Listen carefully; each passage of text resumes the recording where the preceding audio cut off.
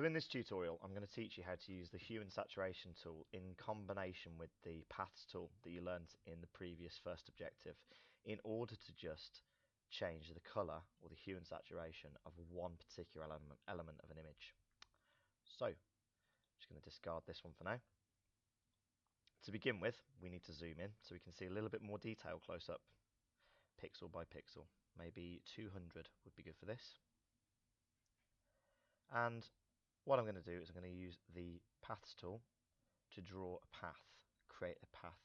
And how I do that is by dropping these little nodes one after the other on the outline as close as you can get around the item. So I'm going to keep dropping those.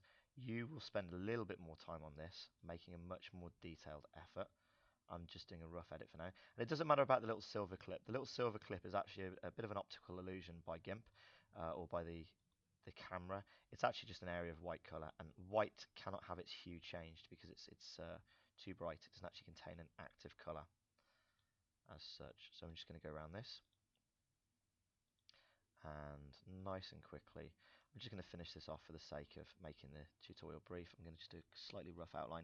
There may be little bits of, we call a bleed, a little bit of a purple coming through once I do this. Right, so the first thing we want to do then is we want to select from the path. Okay, so we can do that.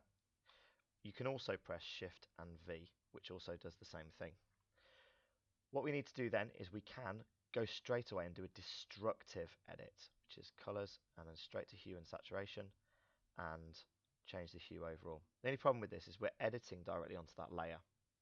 So if I click OK now and I undo, I can't change the color later on. I'm going to have to reselect it. So I'm just going to press Ctrl Z, and instead, I've got it selected still, I'm going to go to Edit and Copy,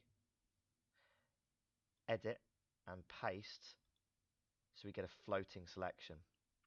I'm then going to right click on this floating selection and I'm going to set it as a new layer. So we go to New Layer. Now what I've got is a copy of the tie, which I can change the hue and the saturation of. I'm just going to undo so I can put it back into position. So it's a copy of the tie. It's a layer floating around on its own, just to go over the original image. And now I can go to Hue and Saturation. I can change the hue to whatever I want.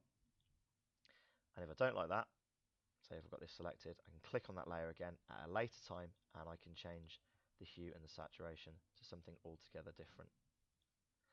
And that's how you use hue and saturation in combination with the Paths tool to create a slightly different color variation on part of an image.